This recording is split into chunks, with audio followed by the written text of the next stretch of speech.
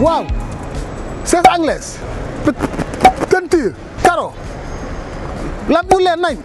climatiseur siwo bati la siwo bati dara fi jaarati siwo bati la siwo bati la siwo bati la siwo bati la daw leen gaaw ndax ku yéex ñàkk siwo bati quincaillerie en ligne bu mag bi ñëwati na lépp lu jëm ci wàllu sanitaire moo xam siège anglaise la ak ay yëfam am nañu ko revêtement sol et mur biir ak biti bu taaru lool électricité bi itam mi ngi en place façon lumière boo bëgg am nañu ko waaye fàttewuñu benn yoon plomberie ay tuyaux ak robinet yu mucc ay façon peinture boo bëgg am nañu ko.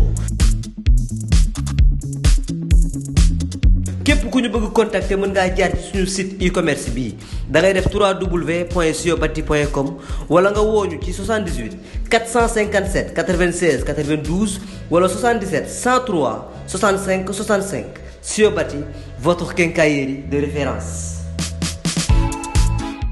comme spécial biir site bi la dinañ dem ci biir site dinaa la ci jox benn exemple boo xamante ni si nii foofu na fa site def très attention ci benn wax bu wax contre Papa Sow. dinaa ci ñëw. non foofu la dinañ ci ñëw buñ ca eggee non buñ ca eggee danaa mais buñ ca eggee dafa am lu ma la bëgg a expliquer parce que dafa am loo xam ne dama dégg Siteu wax ko ci jàkkaarloom ak Papa Sow. ñëwal wax ma lu mu wax. waaw après ko damaa dégg Siteu ni ko Papa Sow seen biir kër sax am na ñu ma fa bëgg man Siteu ñëpp ma bëgg ma daal ni tekk daal ni Siteu nii est-ce que xam na li tax nit ñi bëgg ko Siteu dafa réer. damaa bëgg nga déglu ma bu baax. yow laay déglu. ma ni Siteu dafa réer li tax Siteu réer mooy. buñ la bëggee da ngaa war a xam li tax lu bëgg la bëgg nu la ngir mën a fecc Siteu li mu am bi mu koy indi comme Liss Ndiago ni mu ñëwee nii Siteu li mu am du ko ëndaale ci làmb ji ndax daa bëri ci mbapat yi ba booy yi gëm ko waa jàmm gën gëm ko waa dëkk bi yëpp gëm ko ànd ak moom wóolu ko bëgg ko ñëw ci arène bi bëgguñu ko ngir ay fecc bëgguñu ko ngir ay defet kon Siteu xamul liñ ko bëgg dañ koo bëgg ngir muy daan parce que dinaa wax benn affaire man mës na maa toogoon mbër mu mag moo xam ne daa bëri woon ay supporters te Siteu na def attention parce que li tax na def attention mooy man mii di wax ak yow jàmm gën tudde nañ ma fa Zallo juróom benn weer la ma tudde Zallo te benn baata ko waral di Zallo di aat nekk ci digg ndënd yi bi mu jàppee maam Njambaan daw teg ko ci dënd bi dox ak moom ñaari pas ñetti pas daw dóor ko tànk bi fàqat ko mu kaat appi def ma dem Sandaga ñu dem ñaari fan waaw mooy bëreem ak maam Njambaan Zallo ak maam Njambaan mooy ba mu ko daanee jël bu rëy def na noonu Ali waaw def noonu Ali pour bàyyi bi pour mu wax si te ni ko na def attention man ba ma demee Sandaga daje fa ak moom ci bayre la amoon nga xam ne daa amoon bayre bi ma ñibbisee jàmm gën ma ne tey Zallo laa gis tudde nañ ma ci Zallo juróom benn weer yoo xam ne jàmm gën Sall lañ may tudde sama gars yi ay mbal naan nee na Zallo la gis Zallo meen mu talaade nee na daa gis Zal kon bayre foofu la mënoon a yem naan ma Zallo kon dama koy xamal ni ko te Zallo nga nii tey ji ñu bari dina leen nuyu dina ni ñii de dégglu ma fekk dégg nañ ko kon buñ la bëggee dangaa war a xam li tax nu bëgg la ndax bëggunu la ngir am fecc bëggunu la ngir ay defet kon Siteu na def attention te xam lan moo tax nit ñi bëgg ko mais bu yaakaaree ne ay defet a tax nit ñi di ko bëgg am fecc tax nit ñi bu xamul li tax nit ñi bëgg ko dee na. mais est-ce que tey da nga gis ni que Siteu Papa Sow da ko ne demal nga liggéeyaat parce que li ma gis nii. waaw est-ce que loolu bataille psychologique la wala da nga gis. non loolu du bataille psychologique de non du bataille psychologique de. dëgg la ko wax du bataille. Pape Diop maa ngi yow ànd Pape Diop nañ gën a gis sa kanam gi ma gën laa gis parce que yow fi ngay génn daf maa neex. dëgg la ko wax. nee naa la tey wax ak yow foofu laa doon duggee ci biir analyse bi. foofu laa doon duggee ak yow Siteu doole ja mu yoroon yoru ko fi mu ne nii nañ leen dem rek. non dama lay wax benn mbir boo xam ne ci Papa Sow man Mourtala man. parce que Cheikh Mourtala Mbacke ni ma yaakaar gis naa benn signe boo xam ne ci Papa Sow maa ngi ko gëj a gisee bi Papa Sow di bëri ak santaan ji stade bu Iba Mar Diop man waa Yoff laa bis boobu damaa seetaani. maa ngi gis naa ci Papa Sow benn signe boo xam ne maa ngi ko gëj a gisee ci contre Papa Sow ak santaan ñing stade Iba Mar Diop te Papa Sow bu Siteu yaakaaree ni bataille psychologique la ko def réer na te Papa Sow jugul rek ngir daan Siteu de déedéet daf ko bëgg a daane avec la manière. avec la manière pour bokkaat. maanaam ay daan nii da koo daan nu mu ko daane yooyu noonu ay gaa déedéet Papa Sow dafa bëgg a daane Siteu avec la manière. te Siteu na def très attention encore deuxième fois mooy Papa Sow face gu ndaw la lu dagg lu ne moroom jalay fekki. Papa Sow dafa dem face bu doon ni face daara la dama naa la daa jàng face ba wàcc. daa di fay jàng xam-xam yóbbaaleeg moom. Papa Sow rek face gu taxaw la. te ñaareel bi mooy papa waaw te dëri téeréem dem kon Papa Sow face bu lépp lu ne face ci esprit ci mental Papa Sow mi ngi ci parce que dafaa juddoo nampoo fa raame fa doxe fa kon Fass gu ndaw la bu pare nag mu jógewaat foofu daa di dem nag ñu jàngaanoo Papa Sow bu leen yaakaar ni daa jóge Fass parce que Fass xam naa leen Papa Sow daa am kóllëre booy bu yaru la booy bu baax la mais Fass tamit dañoo am kóllëre dañ ko topp ba léegi de ci suuf maanaam turu Papa Sow moo fa jógee dem Parcelles mais Fass ci jëmmi boppam dinañ wax ak Papa Sow guddi dinañ wax ak moom bëccëg mën naa leen ko wax ba pare Papa Sow boole Fass ak boole li nekk ci ginnaawam kon Siteu bu oyofalee combat bi di ko wax ni ko Papa Sow ñëpp di ko teg ci ay dañ maa bëgg ak dañ naa bañ bu xamal lim jàkkaar lool dina def très attention man Mourtalla maa la wax lii. waaye ki nga xamante ne mooy Papa Diop bëgg naa laa laaj. est-ce que Papa Sow deful erreur de communication lu mu wax ni Siteu pareegoo est-ce que Siteu tey nu mu nekk xale bu yokkee doole fii ak combat bi loolu du ko. mais est-ce que Siteu Papa Diop est-ce que Siteu nëppul formam parce que Siteu amul doole. yow keroog. man damay xool bër ci kaw ba ci suuf say tànk ba ci sa suuf fecc ma mu feccen ma gis tànkee na mu dalee ca combat bu signature bu njëkk ba ak par rapport ak maanaam coronavirus bi Noël gi mu Noël ak bi muy jamono ji muy door a jóge Amérique gëbëri bi ma gisan mu yor ci moom doole joojee noonee moo doon daan Papa Sow mais instant bi baisse de forme la nekk mais nag dinaa la wax ba pare may ma àggale ba pare ñime na koo xamante ku danse la ñime Siteu ku danse la ñime neel kaani kii la ñime neel kaani sadam rek neel ñime na kaani sadam rek lu tax Siteu tey amul 30 ans yu mot wala amul 35 ans yu mot tey Papa Sow am 40 ans Siteu féete ko xale Papa Sow doon di ragal Papa Sow kon damay ñëw Pape Diop may ma loolu ma ñëw Pape Diop may ma boobu ma ñëw balaa may ñëw ci Bakary après waaw demal yow Beuz dinaa la xamal benn affaire boo xam ne pour nga bàyyi ko xel waaw Siteu bu fekkee ni Papa Sow dafa ñëw humilier ko ci doole waa jàmm gën war na noo laaj Siteu fan la Siteu nekkoon xanaa yëgul woon ni moo doon bëree Papa Sow xam nga dañuy waxante dëgg xam nga Papa Sow nee naa la man bi may seetaan Papa Sow mbapat à 2000 ak 99 boobu boo yoree paaka ni ko Siteu ci tabax bi kaay ma rey la Siteu day ñëw ndax xamul dara kon buñ demee ba tey ji mu war a jàkkaarloo ak Siteu mu mën a ñëw bu imposer doole Siteu imposer ko doole ba mu feeñ waa àddina bi yëpp gis ko war na noo jàkkaarloo ak Siteu xamal ko ni ko Siteu yow fan nga nekkoon xanaa yëgoon yaa war na bëree Papa Sow war jar lu jara laaj la loolu Papa Diop ñëwal ma ci question bi yow itam lenn de laa lay wax Siteu bu ko Papa Sow féetee suuf da koy yenu ci li gën a gaaw ci moom bu ko féetee suuf da koy yenu te tamit benn laa lay expliquer Papa Sow Siteu mënu ko ëpp doole léegi damay nuyu Bakary nekk combattant MMA mais nekk coach itam macha allah ñu waxtaan fi waxtaan yu neex yu am solo dama ne woon par deux laay jël mais noo def biir parce que Bakary sama gars yi lu ñu wax nii dafa mel ni ñoom balaa ñoo kontaan de gis mbër bu am masse mais tey Siteu nu mu ñëw indi forme bi état physique bu Siteu état physique bu Papa Sow Bakary loo ma ciy waxal salaamaaleykum maa ngi leen nuyu yéen ñëpp nee naa leen masse du doole ni ngi lay fay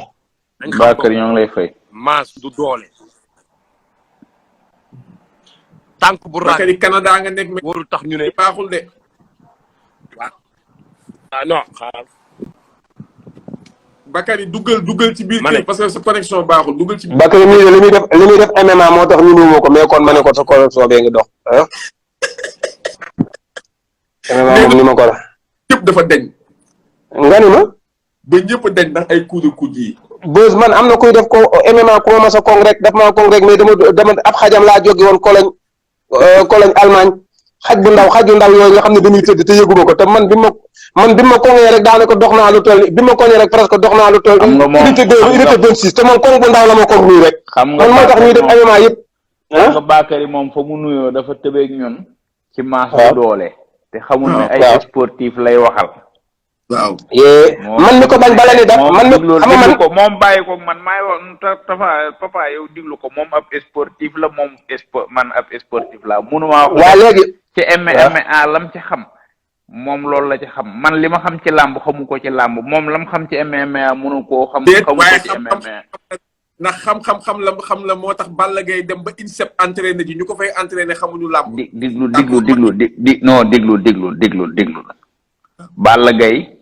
Balla Gaye la mu uti woon du bëre la uti woon INSEP sa. doole la uti woon mais uti woon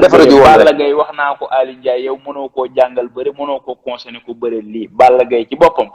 tolloo tut fu ko nit di jàngal bëre Balla fa mu toll fi mu ne nii diglul ma eggalee boos nga tontu Balla Gaye fi mu toll mooy ku koy xelal da nga ko naan maanaam da ngay yokk ci moom expérience ak dal ak communication ak comportement ngay yokk ci moom mais Balla amul fi mu ne nii kenn ku yokk ci moom bëre. dinaa la defal code de comme Balla Bombardier duggaguñu ci dinañ ci dugg ci benn spécial bu laa ci jotee waaye gis wax naa ko Ali Ndiaye muy dégg moom tey dama bëgg ñu kale ci Siteu Papa Sow. waaw léegi nag war nañ diglu léegi yow yaa dugg ci Balla Gaye de yow yaa fa dugg de ñun sunu yaram dafa tàng jër. Balla Gaye boo ciy dugg doo ko tay parce que mënoo wax làmb te tuddoo Balla loolu moom nañ ko tegee nee ba pare mais dama lay waxaat benn mbir boo xamante ni Pape Diop il faut nu du ci waxtaan. waaw parce que dafa am loo xamante ni si dafa am solo te man jàmm gën laa dëkk juddoo fa yaroo fa falaa raame falaa doxe mën naa faa doon meeru dëkk ba mën naa faa doon paa dama lay wax benn mbir boo xamante ni si ni tey xam nga ni lu gën a jege gën a yay mais bul bëgg nit ki mukk ba di ko wax lu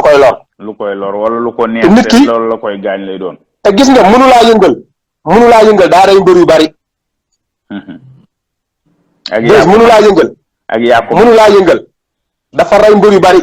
xam nga néew naa gis nit di lekk sa wërsëg gi la wax dëgg mais bés dina néew a gis nga gis ñoo xam ne dañuy nekk ci encadrement wala nu nekk ci ab koñ wala nu jige la yenn jige yi mën laa wax ni la ay nangam mais man mbër yàgg naa toog mbër taxaw ma la ni kii sama waa ji nga naa ma la ne dinaa la xamal benn mbir mu naa man la bu fekkee ni li nga yor nii moom nga nar a yóbbu sawaay man la sawaay dalay weer doo ko daan te kooku nooy bokk añ di bokk reer di mu nekk sama xarit nekk sama lépp doon mbër mu mag mais dama lay xamal benn affaire mënulaa yëngal ak kii li mu wax nii ay sóob la loolu daa yàgg rey mbër yu bari Moustapha may ma doguma la sax ma wax la 2 minutes benn histoire bu ma mas a def Pikine waaw dama ñëw ñu toog daaru mooy fa pañe ba newoon te Eumeu Sane doon fa baskette dégloo rek ñu toog foofa dégg nga li ma wax nii yàgg laa lay expliquer Pape Cissé jël avance bi Yékini dégg nga waaw xam Yékini te moom xamul Yékini Balla Gaye numéro 2 xamul Yékini dégg nga ñu jël ko gars yi ñoom Mbaye Diallo ñoom ak ñëpp ñuy toog di réunion waxtaan ne ko ñu ne ko ni nga def baax na ndax ngaaka la bala muy xamali ko nga daan ko boobu ci defet la Pape Cissé jóge ñu taxaw ci réunion bi ma ne Pape Cissé ba Yékini la man combat boobu demuma ci bokkuma ci préparation combat bi ñu ne ma foo ko teg Ndakaaru nga nekkoon nga njëkkee sunu jur man Yékini Ndakaaru laa njëkkee Yékini Ndakaaru laa jànge bëre jóge fa Mortala jóge fa dem Pikine bi ma fa demee même pas 6 mois combat bi taxaw ñu def réunion ñu ne Pape Cissé léegi ni nga def nii baax na fi nga dal boobu la ko róom mbalax daan yaakaar naa ñu ne ko fi nga jël baax na bala muy ximali ko ngaaka la bala muy bokk ci làmb ji nga daan ko bokkaat ci biir li làmb ji ñu taxaw réunion ma ne Pape Cissé def nga erreur kala man Yékini ko man gars yi ne barke Serigne Touba ak yàlla bu ma ñibbi Sénégal ma ne ko kala man Pape Cissé Yékini ko man ñu ne ma foo ko teg may leen Yékini ko ëpp gàllaaj Yékini ko dàq bëri Yékini ko ëpp doole yow dooley weñ yii ñuy yëkkati nii nga yor kee dafa bëre ba wow koŋ moo la man fuuf même jóguma la balaa MMA di dugg si jóguma la balaa MMA di dugg si gis nga bari na mbër yoo xam ne ñun amateurs yi li ñuy xam-xam ne diwa man mbër mi gën a xam ne kookoo ko man fuuf man mas naa la wax ne la am na mbër mu mas a jël avance te mbër mu mag la de ñëw di ma nettali si kombaam ni ma ndax dégg nga sama combat ak diw ma ne ko dégg naa ko kay ma ne ko loo ci gis mun ma mooma man fuuf te ay millions la jël avance xoolal te maa ngi mooma toog mun ma mooma man fuuf dégg dama lay wax ne la MMA maa ngi lay nuyu balaa suñu waa ji moom comme day MMA moom damay ragal mu fekk ma fii dégg nga li ma wax nii bës suuru préparation Yékini Pape Cissé dañ maa ber bokkuma ci entraînement ba bokkuma regroupement dem ma entraînement ba làmb ji yow la ñuy def noonu bi omelette sax boo ko njëkkee yoroon nen ñu moo ko liggéey. nen balaa sax boo ko diglu balaa ko jeexee laaj mais nañ dama bëgg a dugal MMA fi ngeen nekk dafa neex man su ma jàngatu jàngat bi ma jàngat ci analyse u ñaar ñii ci Siteu Papa Sow ci état actuel mooy Mourtala dafay prévenir Siteu pour Siteu bañ a naagu pour Siteu xam ni mbër lay bëreel na ko jox cër respecté combat bi waaye Papa Diop 2 moom dafay wax ni fu mu toll ni état wu Papa Sow moo gën a dal xel fuuf. xaw ngaa réer sax bër ci man tuuti li nga wax sax dëgg la mais da ngaa xaw a réer tuuti Siteu ba mu xamee ne Papa Sow mbër la Papa Sow moom ak mbërëm Papa Sow moom ak mbërëm moom ku ko xamut ci àddina amut mais dan lay wax point de danger bi Siteu nekk laa bëgg a xam ndax Siteu xam na ko wala xamu ko ak li nekk ci kanamu Siteu man foofu laay waxee. am na solo. loolu laa bëgg Siteu damaa bëgg mu xulli ay bëtam Siteu daa mel ni instant bi dañoo taf ay bëtam mais bu moytuwul ci arène nationale ba lay xoole. jàmm gën daal li ma leen mën a assuré mbër moom moo ngi ji seen ginnaaw di ñëw mooy Mama Lamine Sarr mooy seen mbër ñoom jàmm gën. fii ak ñaari at ci kanam. ma ñëw ci Bakary sama gars yi ñoom des fois dafa mel ni ñoom bu ñu ñëwee mbër sew entraîné parce que ñoom ci Siteu yëre yi mu sol nii rek ñoom jàpp nañ ni Siteu dese naa am masse bu mun a contenir Papa Sow est-ce que ku leen wax ni Siteu dagg physiquement boo xamante ne tey mun na contenir lan nga ma mun a waxal ci peut-être état wu Siteu ak état Papa Sow actuellement. xam nga Siteu gars yi gisuñu ko mu simeeku ça c'est numéro 1. numéro 2 yax bu sew la te yaa njool. boo dee xaar masse ci moom yaa ngi réer. yow Siteu mënut a dépasser nii. dafa am ñoo xam ne seen génétique noonu la mel. d'accord maa c'est yow numéro 1. xaaral grand boo déggee lu tax ñu naan la Siteu mënut a dépasser nii Siteu bis bu jëlee poids bu moomul li daloon guy gi moo koy dal. numéro 1. li daloon Sa Kajoor contre Boña moo koy dalaat moom moo koy dal 100%. gars yi dama bëgg gars yi xam benn affaire bu leer gis nga mbër affaire bi du punkolaay bi du diisaay bi mbër ngi ñëw diis ci combat du def lu sot da koy yàqal Siteu ñëw na présenté wu na ñu ne bu fekkee ne ci bàkku lañ mën a xamee tànk bu am doole technique man jaaxal na ma kon technique réer na ma bu fekkee ne ci fecc lañ war a mën a xamee tànk bu am doole Siteu dafa def MMA dafa jaar MMA bi mu jaaree MMA loolu mën na koo yàqal ci benn côté làmb xam nga lu mu koy yàqalee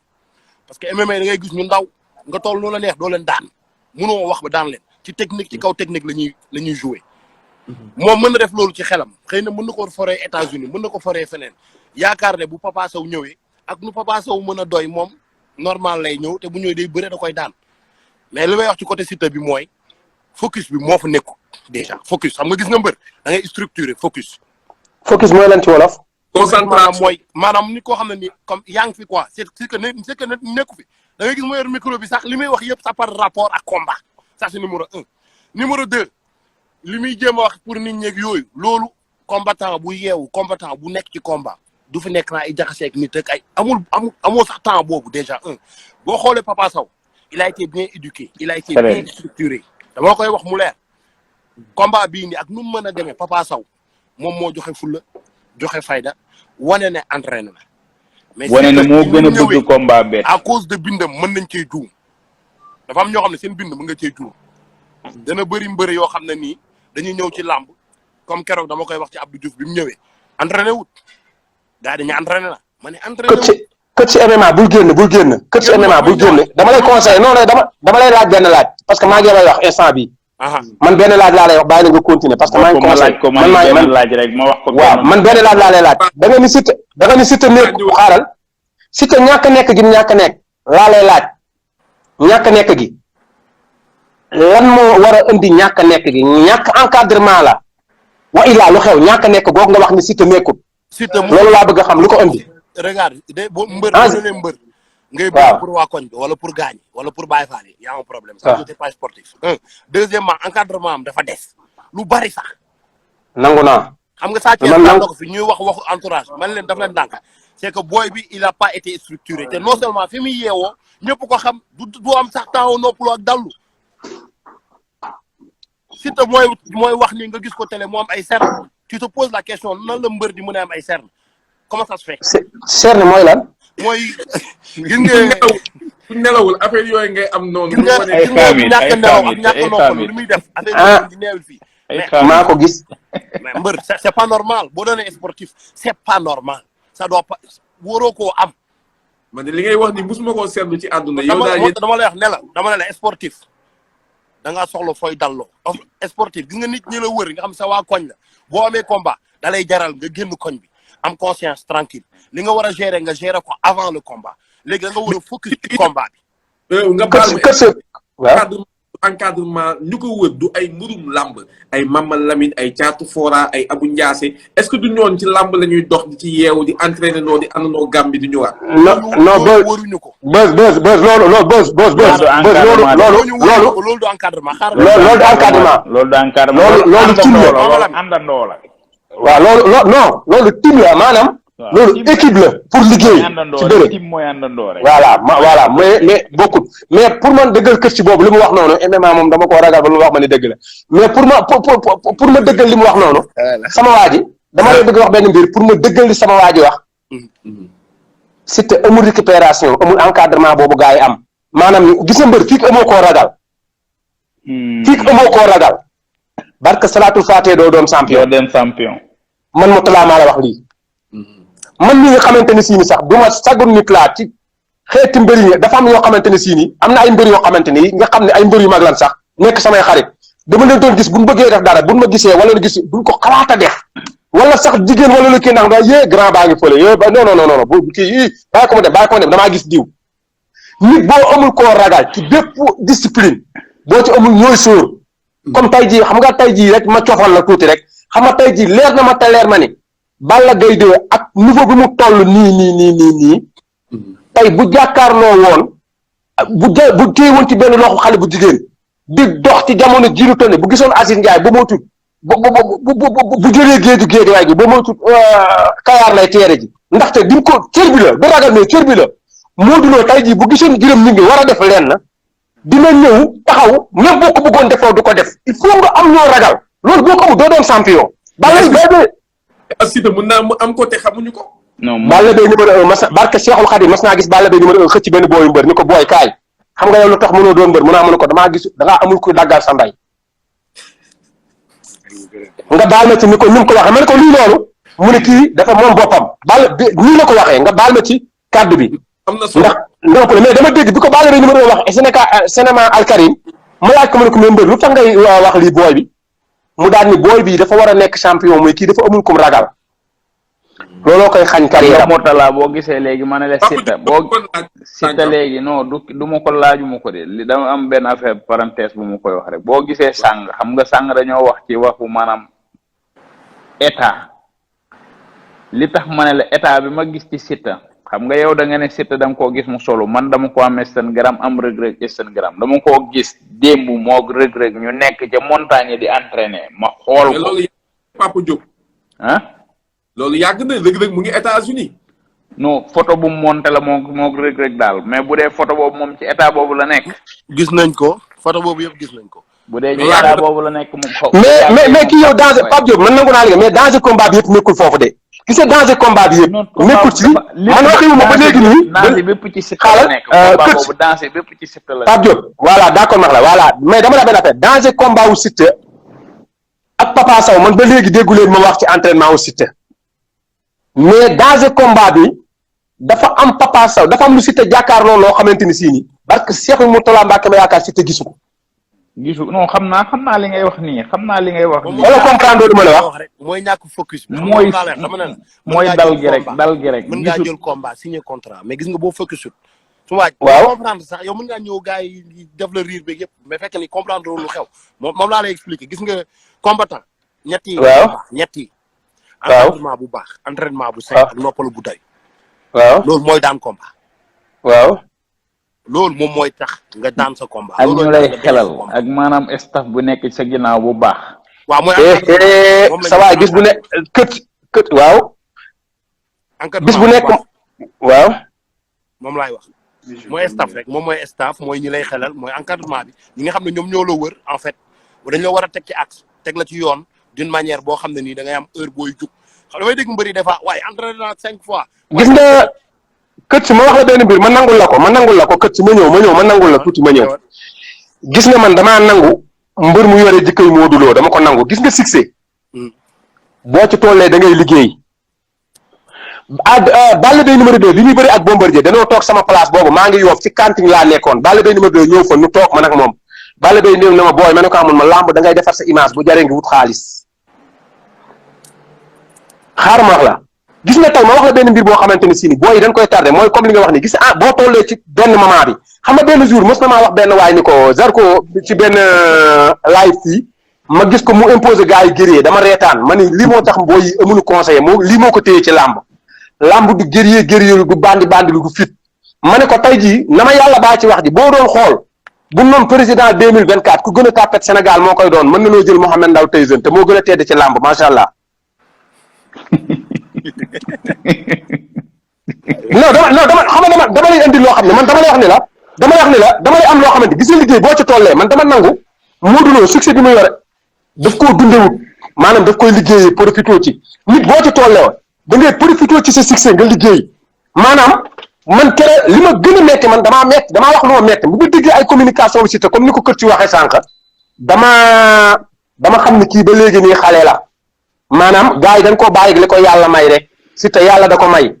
bu la yàlla mayee nag te amul ay borom xam-xam ñu gis yi la yàlla may parce que gone néew naa gis gone gu yàlla may nga xam li nga yore moo tax ma naan sànq ma ne di kii nee Liss Ndiago ma ne ko Liss Ndiago sax ku yàlla may la mais amugu génération ñooñu noo soxla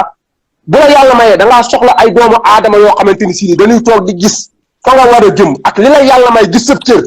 ñu daal di lay jënd téye la ak téeméeri loxo mën laa wax ne la booy lii mooy saw yoon fii nga war a jaar loolu la si ta amul. am na solo mais coach. na ngay gis forme Papa Sow boo xamante ni dafa ñëw ak Ama Baldé chargé ñu mel am impression ni Papa Sow dafa xaw a jeex tuuti liggéey am physique bu baax naka ngay gisee état de physique bu Papa Sow. Papa Sow dafa doon nit koo xam ne moom dans sa vraie vie personnelle même c'est quelqu'un de très constant même bu fekkee ne ñàkk na ay combat sax day jox ak yelleef li ko war da koy def tout le temps. très bien. booy xool peut-être problème amoon na biir face affaire bi. man waaye dormir muy préparer ay combat gars yi xam nga taxawaay bi xaw a dëgër jàppal xëcc gauche droite bi day travailler ci mbër day nekk ci mbër da nga koy bëre waale. waaye dormir fratello. mais moment bii may wax ak yow ni Papa Sow mi ma gis keroog. waaw. c'est xoolaatal face à face Papa Sow yëpp ak face à face bi xoolaatal fecc bàkku Papa Sow yëpp ak bii. xuma làmb ji kañ nga kër si ma dogal la benn seconde rek nga continuer man moom damay safar rek man moom booy togg dama la ciy defal masi rek xuma làmb ji man de keroog seen jàkkaarloo bu mujj bi favori 100% Papa Sow laa koy jox ci seen jàkkaarloo bu mujj bi favori 100% Papa Sow préparé tudde daa pare Pape Diop pour nga dem kër si ñëwal kër si continuer Papa Sow préparé wudde Papa Sow fi mu toll nii tey jii ci guddi gi buñ ko yeewoon ni ko lamb ji pour moom pare na Papa Sow préparé wut daa pare. Papa Sow nee naa la xoolal li mbër. Papa Sow préparé wut dafa pare man bës maa la wax lii man si ta laa paral moom laay ñaanal mu daan jàmm gën laa dëkk ne en Ndiaga Baar quartier Daaru Salaam màgga daago daan doxe fa daagoo fa dama la ni comme si ta laa faral muy neex ak muy naqari mais dama la ni li ci kanamam gisu ko. coach ñool man danaa la wax nee naa la gis nga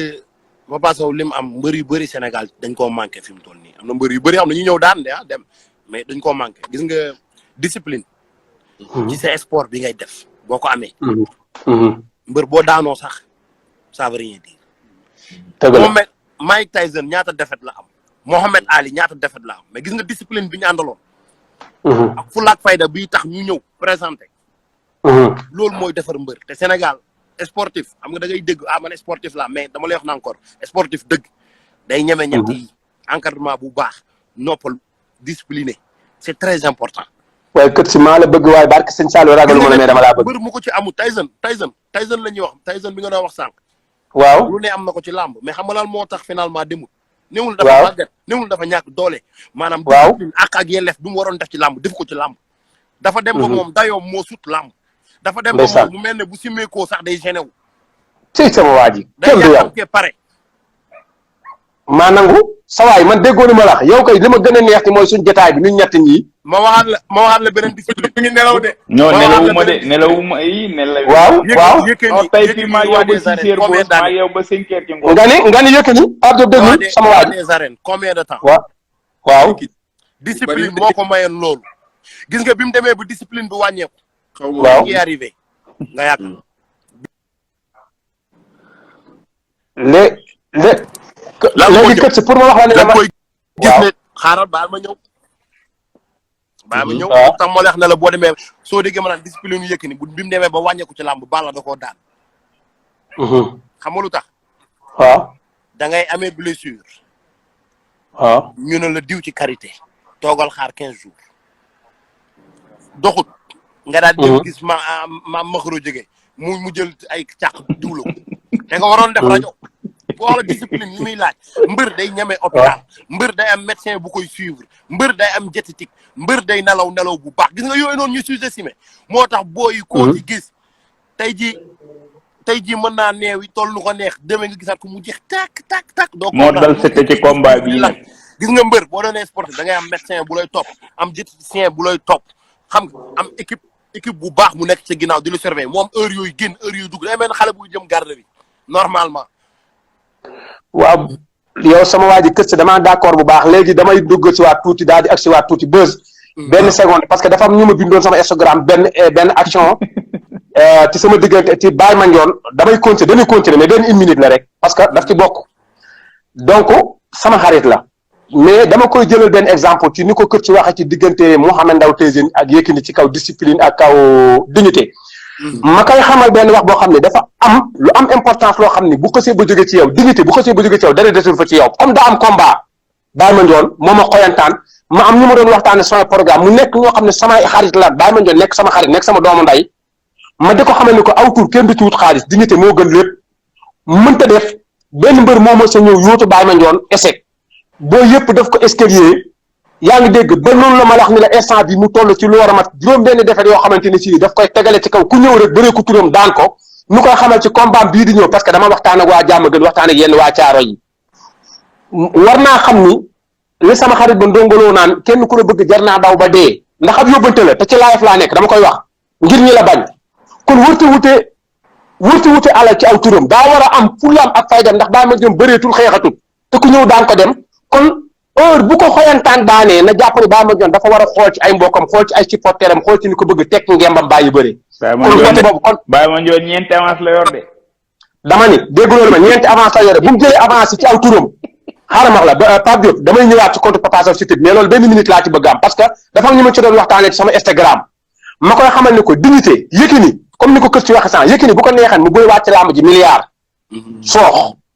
mais bam daanuwaat comme ni ko kër ci waxe dignité am aw tur gis nga dignité yéen tubaab yi ni ngeen ko naan xawma histoire la seen jaraa ngeen koy waxe xawma day nettali gis nga dignité non xaar ma gis nga dignité bës moo ëpp lépp ci àddina saw tur bul jël saw tur rek def ko benn genre business boo xam ne ku ñëw ñu ni yow ak diw nga ne na ma daan fay ma nga daal di ñëw jël Baye Mandione xeexatul bëreetul kon nag dafa war a dem ba bu dee ba mënatu ko mu tekki ngembam mais daa war a bëri war a mu mais xoolal combat yi non da nga wax dëgg Baye Mandione sama doomu nday la Baye Mandione xeexatul bëreetul te ku ñëw daan ko kon kan mooy njool te ñun dañ koo bëgg sama doomu nday la sama xarit la waaw bu ko Lamine di jëli doo nga suuf bu ko Lamine di jëli lay entraîné de xoola léegi man dama lay wax ne la gis nga làmb ji waaw làmb ji daj dafa am ay mbër waaw am ay bërekat waaw am ñuy mottali licence ñett yooyu ñoo fi ne gis nga mbër yi dëgg mooy ñi ma la wax discipline yi dëgg la te mbër yi sànq yaa maa ngi koy dégg nga koy wax ci sa wax ne defet dafa am nuñ koy dindee ci mbër doguma la ma wax la ne la doguma la Baye Mandione bi ko Djily Mbaye daanee pour nga xam ne mbër day denc nit sa waay kër si man maa la gëm Baye Mandione bi ko Djily Mbaye daanee ragaluma la nag ndax li ngay def MMA mais dama laa gëm yaay dégg man ragaluma la xaw naa la ragal yaay dégg Baye Mandione bi ko Djily Mbaye daanee ba 3h30 ci guddi mënunoo tekki ngembam ndax ay jooy ak xataraayu waaye mbër buñ demee ba ñi lay jooy ab defet jooyatul la ab defet ndax mënatul koo jooy la gaynde waxoon doom ja rek gaynde bam daanoo ba amee mbëri mbër bu daanu doom ji di ko jooy gaynde di xuloog ma man ko gaynde loolu xuloog kii nag yow gaynde di lu tax kii di jooy man bis bu ne ma daanu ba pare man maay papaam léegi nu daan xuma kan muy jooy ma ne ko yow li ngay daanu kii mënu koo jooy ma ne ko yow gaynde li ngay daanu kii bu ko bëggee jooy du noppi mais mbër buñ demee ba ñi lay jooy le mënatul laa jooy le te yow miy daanu safatu la kon sa mbër dañ ña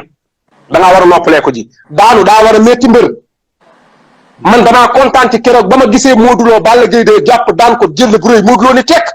mu ñëw Eumeu Sène benn erreur communication bi gën a indiscipliné ci àddina bu def ci erreur benn communication la ma sa def mooy ba mu ko jàppee ne ko yow min juutal ba nga Sénégal xoola Modou tontuwu ko damaa gëm mbir mu defet metti damay exemple laa lay jox damaa gëm man nee naa la mbër lamb du ma ko seetaan dama koy gis man nit ñi di seetaan ci lamb ak li may seetaan lamb man damay déglu nit buy wax mais damay xool mbër jàng xam kii mooy kan mais keneen bi ma gisee Eumeu Sène ni ko réaction bi Modou def delluwaatul YouTube nga xool ko bi ko Eumeu Sène waxee nga xool Modou nga xam ni kii nga xam ni kii wallaay bu yomban ci Eumeu Sène rek ma xam ne man xamuma Modou Lo kon peut-être daa war a metti mbër mais pour ñëwaat ci Siteu Papa Sow yéen li ma leen wax dañ koy soog a indi waaw parce que lu Eumeu Sène doon Modou Lo ba Modou Lo tey bu doon def benn day def fukk waaw Papa Sow lu mu wax Siteu waatal ko ni que dama lay daan est-ce que Siteu bu doon def benn mais boobu maa tontu loolu defal ndànk gars yi ñaan naa leen ñun ñëpp koy tontu bés dafa questionné ñaan naa ñun ñett ñëppay tontu ba léegi yow xool fekk boobu nga téléphone bi laa jaaree fekk la loolu bàyyi muy wax noppi non waxal coach waxal sànq dama ko commencé woon par affaire bi coupé baaxutoon dama leen ak nu mën a demee ak ngaa mën a jël xoola en 3 semaines mën nga cee jël 10 kilos en 3 semaines. xanaa loolu moom ñëpp da ngay lekk. non mais moom laa lay wax nag xam nga Sénégal côté diététique bi comprendre ruñ ko pour ñoom maafe beeg ceeb beeg ndambe yeeg cere jeeg yooyu xool digéré bi day metti en 3 semaines fii laa la wax ñun dañuy am combat dañuy dem déshydraté wu da ngay dugg sauna pour perte poids ba yëg ci poids bi le lendemain damay nekkaat 130 kilos damay wàññi ba 110 lendemain moo nekkaat 130 kilos ci même ci guddi gi moment bi. mais day fekk nga wàññi woon mais instant yii kii wàññiwul woon. waaw moo tax day yokk moom laa lay. léegi kës kaay kës man ma tontu bës. ñaata semaine moo ko dese ñaata semaine. waaw bës damay tontu bës nag. ñaata semaine moo ko dese. waaw ñaata semaine la ko dese mais damay tontu bës tamit ci li mu comparé ci diggante boobu mu comparé Papa Sow ak Siteu bës gisatul la de. mi ngi dégg lamb day fay ñëwaat maa ngi nii non da nga def benn comparé boo xamante ni sii ni gis nga buzz. waaw li Père Max Mbergane naan mbër du préparé day pare mais li nga comparé noonu si diggante bi nga comparé ni est ce que noonu li Eumeu Sène waxoon Modou Lo ba tax Modou Lo mais dafa am benn Modou Lo dafa am différence ak booy yi différence boo xam ne kenn mënu laa wax ni la différence bii nii la demee parce que Modou Lo bi ñuy ñëw di wax di jàkkaarlu seeg Eumeu Sène fekk na ko bopp mu pare 100% ndax yaa ngi dégg li ma wax ba wóolu boppam. wax bi jom la ko yokk. maanaam wax jooju voilà wax jooju noonu daf koo yokk jom mais teewut Modou Lo ba léegi nii mi ngi jox Eumeu Sène li mu moom daal di koy nax nag ci ak inspiré li naan noppi arme la ba ci la rey Eumeu Sène. ndax Eumeu Sène bi waaw. Modou Lo moom naa la expliqué gis naa soo am Modou Lo gis nga Modou Lo li mu gën a baaxee gars yi du yar kaani Sadam la rek Modou Lo Ama Baldé moo tax ma leen ni Modou Lo Ama Baldé ama kii rek ko mën a arbitrer Assane Diouf rek Modou Lo Ama Baldé Assane Diouf rek ko mën a arbitrer rek. Modou Lo mentalam moo baax dama la koy expliqué waat gis nga mental Modou Lo moo baax. sama waa ji boo bëggee dégg champion bu mel ni Modou Lo ñàkk a dundi six bi ndax xam li mu bëgg man ci lamb laa la ni man ci meenu Modou Lo laa ko gis loolay man mental moo talaa moo tax keroog ba ma gisee rakkam ju jigéen ji benn bis ma gis rakk ju jigéen ji sama benn xarit sama xarit bi ni ma booy man xamee wu ma ko woon ni ma xoola xale bi ma ne ko waa mais kii moom rafet na macha allah mun ma jëlal ma ne ko kii moom rafet na de mun ma xam nga ko ma ne ko déedéet mun ma rakk Modou Lo ma ne ko famille boobu dañuy kor bàyyi ko mu dem continuer réew si nga ni Pape Diop waxale nga ma ne ko famille boobu dañuy kor xam naa leen nee naa la mbër yi gis nga Modou Lo dafa am lu ñuy gis nga li ñuy wax mindset am moo baax. mindset mooy lan ci wolof. mindset maanaam mooy. moom koo xam. gis nga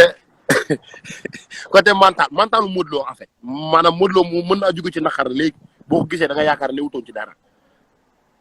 loolu mindset bu baax moo koy def. léegi Pape Diop ci Siteu laa lay conseillé benn si Siteu laa lay jox benn laa lay laaj benn après ma laaj këcc comme tey affaire bi moom dafa war ala daw ni Pape Diop yow ndaanaan nga. waaw dama bëgg laa laaj benn laaj après ma laaj kër ci beneen laaj boo xam ne comme ku ci nekk sa wàll parce que Pape Diop yow champion nga bërekat nga li ma lay jëkk laaj mooy Pape Diop dama lay laaj benn tur avant ma lay laaj ci Siteu Mame Moussa doomu góor gi Diop mi daan ànd ak Eumeu Sène anamu ba pare ma soog laa laaj gàtt men xamoon nga ko ñoo yarandoo maa ngi moom ak Eumeu Sène ñoo yarandoo man ngay wax Mame Moussa moo tax ma la ni kon Sénégal moo tax ma ne gis nga Mame Moussa moomu dafa nekk ci sama xel mi bis bu ne ba pare ma lay soog a laaj ci Siteu dama ko doon kooku mboolem champion bu ma mës a gis mu të doomu góor gi Diop transporteur la woon man ak rakkam da daan ñëw jàmm gën noo daan ànd papam ay ñi ma saani te jàmm gën ñëpp moo leen daan ay tracteur la yor ay tracteur la papam yor ab transporteur la pourtant am na mag ju nekk Espagne sax Mame Moussa moomu ngay gis noonu man moo tax ma leen ni gis nga mbër yu bari nag doo fàtte nag gaay déglu ma mbër yu bari man Mame Moussa moomu dama koo seetaan ñitte woon ñëpp mais day nekk ci sama xel ma ni lii Pape Diop rek laa ko mën a laaj mu xam ko Mame Moussa moomu day xam Eumeu Sène moo tax bis bu ne ma gis kuy sinap Balla Gaye 2 di sinap Modou Lo naan maay bu Balla Gaye 2 maay bu Modou Lo ma ne ko ay waay man ba may xam Balla Gaye 2 ba may xam Modou ba may xam gaay ma ne ko gaay ma daan gis ñu ànd ñëpp na nga ne pat kenn déggatu leen waaye tey jii maa gën a jige gën a yay internet yow foo tourné ni maay bu Balla Gaye 2 ak maa bu yomb na waaye damay laaj benn affaire ci Siteu xam nga luy problème en tant que champion non dinaa dama lay laaj lu war Siteu xam nga luy problème mu ñoom ay mbër yu mag yi ñu ci bari dañuy wor ndax doo dégg xam nga Eumeu Sène man mii ngay wax ni Eumeu Sène ñu doon bokk fu ne di fa ànd lu nañu koy def ay Mame Moussa man mi la laaj Mame Moussa kay nee naa la yow ñu xam Mame Moussa xam nga ne ñaar fukki at ci ginnaaw mas ngaa dégg Eumeu Sène toog ci rajo gërëm Mame Moussa wala nga gërëm nga dégg ko mu gërëm Omar Fall te Omar Fall foo dégg ci àdduna dem na fa utale fa Serigne Eumeu Sène mooy mécanicien bi yoroon ne gàllaajem combat mag xaw ma Modou Lo combat mag Balla Gaye ci lañu am problème am dàqan ko di nga toog ba dégg wax ko waaw ma wax la benn mbir léegi d'accord naa loolu nga wax d'accord mais damay laaj ci Siteu comme danoo nekk ci ta Papa Sow Pape Diop en tant que champion parce que il faut may bës mooy suñu kii mais foog may dimb parce que ñun dañuy laajante léegi Pape Diop en tant que champion bu mel ni yow benn bi kët sa ko moom lan mooy waree fu Siteu jamono jii ci lu ko mën a musal ci digganteem ak Papa Sow sa gis-gis kët su ma di la laaj yow tamit ci sa côté domaine bi nga am muy côté entraînement ak côté bi lan moo war Siteu mais Pape Diop yow laa jëkk a laaj comme léeg-léeg ci retard ni ngeen koy wax yéen tubaab yi comme dara weesoogut ci jamono jii ni ngi dëgmal ci bis bi lan moo war Siteu yow loolu laa lay laaj kët su may ma ñëw yow benn Siteu su ma ko yoroon wala mu koy digal mu may dégg waaw xam nga léegi yéen ñaar ñëpp da ngeen wax lu am solo ki nga xamante maanaam ñi topp ci ginnaaw maanaam bu tane amee moom moo leen tane bu wax kàddu dee am maanaam moom kàddum la ñuy dégg waaw ko yéen mënu leen koo conseil ak tim ngeen bu ngeen xamante da ngeen di ànd mais tim boo gis mu ànd ñu ànd nag am na koo xamante moom moo leen jiite moom ñi muy àndal moo leen jiite bu dee mag si mbergaan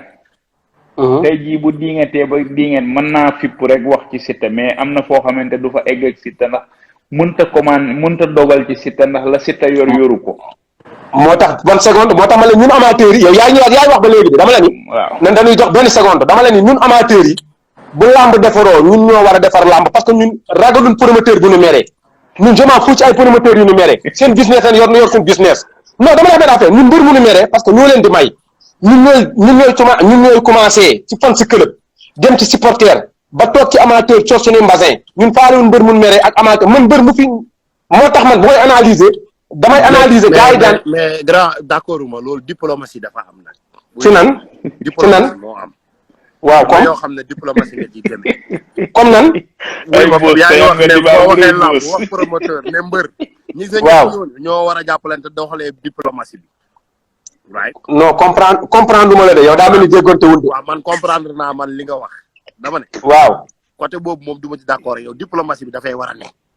diplomatie bi mooy lan yow la waaw d'accord yow foo déggee ba pare laa lay laaj coach nga waxee rek li nga wax dama bëgg a wax coach Moutala kii dégg gëcce dama yaakaar dañ laa mës a dóor benn côté ci droite bi ci côté nopp droite bi dama yaakaar dañ faa mës a jël coup dama la ni déglu ma dama la ni li ma la wax daa deñ dama la ni ñun amateurs yi ñoo mën a defar làmb laa la wax parce que ñun ku fi tëgg làmb ju bon ak mbër mu fi triché xam nga man tey jii ma wax ni mbër mi entraîné wut lan la ma mbër mi mënal dara xanaa du ma fekk waxtoraal yi dama rayanteeg man xanaa du ma def mandat d'arrêt international promoteur bi sa lamb ji neexul lan la ci promoteur bi man sa lamb ji nga tëgg ñun amateurs yi bëgguñu ko sa journée bi baaxul ñun amateurs yi bu njëkk ba bu mbër tëggee lamb ju naqar yi nii lintoo bu yàgg bii sax bu nit Lac de Guiers 2 ñun ñooy taxaw yuuxu la ba promoteur bi day mujj gi gars yi dañ koy rawale man yàgg nañ ko def stade Iba Mar Diop ci stade bu mag ba yàgg nañoo yuuxu promoteur yàq nañu dama ne non lii amul déglu ma lii duñ ko diplomatie ñun ñooy may mbër yi ñun duñ diplomatie déglu ma ñun ñooy dagg suñuy billet ñooy may mbër yi xaalis ñoo tax sponsor yi du ñëw ñooy jël suñu temps bi di seetaani làmb ñun la ñu toj suñu oto yi damaa bëgg nga déglu ma bu baax yaa ngi déglu bu baax kon loolu amul ci plateau diplomatie xam nga diplomatie ba ñun fan lañ ko defee xam nga fan lañ defee diplomatie ba ban réeree suñu kër ba suur añ ba suur dawal suñu oto bu rafet ñëw toog loolu pare nga ñëw léwtoo defoo fa dara boobu lañ def diplomatie léegi je pense que Mourtala tey daa tàng lii mooy neexal débat parce que Mourtala ak Baye Dieye ñoo xaw a yem ñoom dañuy bëgg ay non foofu amul diplomatie parce que loolu te man damay bëgg di rafetal ci yu bëri non man de bu ma duggee fii moom train boo muti frein laa damay dem rek waaw c'est anglaise peinture carreau lampe bu leer nañ climatiseur siwo bati la siwo bati dara fi jaarati siwo bati la siwo bati la siwo bati la siwo bati la daw leen gaaw ndax ku yéex ñàkk Siobati quincaillerie en ligne bu mag bi ñëwati na lépp lu jëm ci wàllu sanitaire moo xam siège anglaise la ak ay yëfam am nañu ko revêtement sol et mur biir ak biti bu taaru lool électricité bi itam mi ngi en place façon lumière boo bëgg am nañu ko waaye fàttewuñu benn yoon plomberie ay tuyaux ak robinet yu mucc ay façon peinture boo bëgg am nañu ko képp ku ñu bëgg contacter mën ngaa jaar ci suñu site e-commerce bii da ngay def www.siobati.com wala nga wooñu ci 78 457 96 92 wala 77 103 65 65 Siobati votre quincaillerie de référence.